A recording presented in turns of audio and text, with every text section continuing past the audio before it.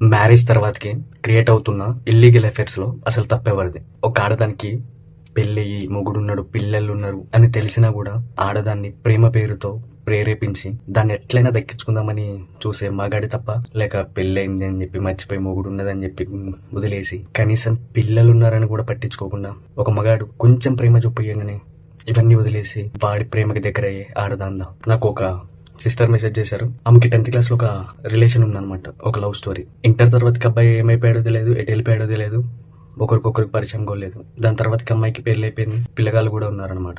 After 13 years తర్వాతకి 10th లో love చేసిన అబ్బాయి మళ్ళా పరిచయం అయ్యాడు. ఎలా పరిచయం అయ్యాడంటే 10th వాళ్ళు ఒక గ్రూప్ క్రియేట్ చేశారు. ఆ గ్రూప్ లో ఈ అమ్మాయి నెంబర్ చూసి మెసేజ్ చేశాడు. సరే నువ్వంటే నాకు ఎప్పటి నుంచో ఇష్టం, నేను ఇంకా నీ మర్చిపోలేకపోతున్నా అని చెప్పాడు. సరే ఎంతైనా 10th క్లాస్ లవ్ కదా, మళ్ళా పరిచయం అయ్యాడు కదా అని చెప్పి మాట్లాడడం స్టార్ట్ చేసింది. స్టార్ట్ చేశాక అబ్బాయి చూపించే ప్రేమకి ఈ అమ్మాయి నో చెప్పలేకపోయింది అనమాట. అదే తాళి నేను కడితే మన ఇద్దరు కూడా పెళ్ళైనట్టే కదా, అంతే ప్రేమగా మన ఇద్దరం కూడా ఉంటాం కదా, మన ఇద్దరం కూడా భార్య భర్తలమే కదా అని చెప్పి అన్నాడు.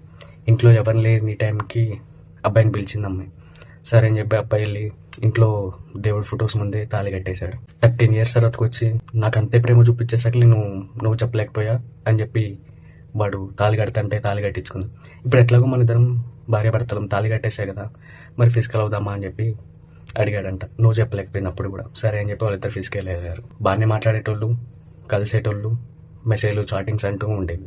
సరే ఇట్లా మన ఇద్దరికి పెళ్ళైన విషయం మన ఫ్రెండ్స్కి చెప్తానా అంటే వద్దు, ఎవరికి చెప్పొద్దు, నీకు నాకు మధ్యలో ఉండాలని చెప్పానడంట. ఎప్పుడైతే ఫిజికల్ అవ్వడం స్టార్ట్ అయిందో కొన్ని సార్లు అయ్యేసరికి పట్టించుకోవడం వదిలేశాడు. పట్టించుకోవడం కాదు కదా, కనీసం మెసేజ్కి రెస్పాండ్ అయ్యేటోడు కూడా కాదంట. అంత ప్రేమ చూపించి నేనంటే అంత ఇష్టం అని చెప్పి 13 years పెళ్లి చేసుకోకుండా నీకోసమే ఉన్నా అని చెప్పిన అతను ఒక 2-3 సార్లు ఫిజికల్ అయ్యేసాకలా నాకు మెసేజ్లు రెస్పాండ్ అవ్వడం పక్కన పెడితే కనీసం నన్ను పట్టించుకోవడం కూడా వదిలేశాడు. అసలు ఇప్పుడు వాడు ఎక్కడుండో కూడా నాకు తెలియదు, అంతలా మారిపోయాడు అని చెప్పి అంటుంది. సరే ఇదంతా పక్కన పెట్టు, నీ మొగుడున్నాక నువ్వు వేరే మగాడి దగ్గరికి వెళ్ళాల్సిన అవసరం నీకేంటంటే, నా మొగుడు తాగొచ్చి కొట్టిన చోట కొట్టకుండా కొట్టి చంపుతాడు నన్ను, అందుకే వాడు ప్రేమ చూపించేసాక వాడి దగ్గరికి నో చెప్పాలనిపించలేదు అని చెప్పింది. 13 సంవత్సరాలు వాళ్ళ మొగుడు కొట్టింది తాగింది గుర్తురాని ఈమెకి వాడెవడో ప్రేమ చూపించేసాక నా మొగుడు పచ్చి తాగిపోతే అనేది విషయం గుర్తొచ్చిందంట ఆమెకి. ఇప్పుడు వాళ్ళు లేకపోతే నేను ఉండలేకపోతున్నా, బాగా ఎట్లా ఇప్పుడు నా దారిలో తెచ్చుకోవాలి, ఎట్లా మళ్ళా నువ్వంటే ఇష్టం అని చెప్పి ఆయనకి తిరిగేలా చేసుకోవాలి, నాకేం అర్థం కావట్లేదు అని చెప్పి మెసేజ్ చేసింది. 13 సంవత్సరాలు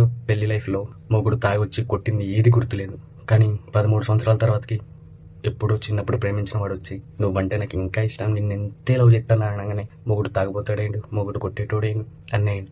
మరి ఇన్ని సంవత్సరాలు ఏమైంది మొగుడు, మరి ఇన్ని సంవత్సరాలు ఏం చేసిన మొగుడు, మరి ఇన్ని సంవత్సరాల 13 సంవత్సరాలు ఏమైంది? అది ఎప్పటి ప్రేమైనా ఎన్నాళ్ళ ప్రేమైనా వాళ్ళు మళ్ళీ తిరిగి మన లైఫ్లోకి వచ్చేది ఒకటే ఒక రీజన్, ప్రేమ లేదు,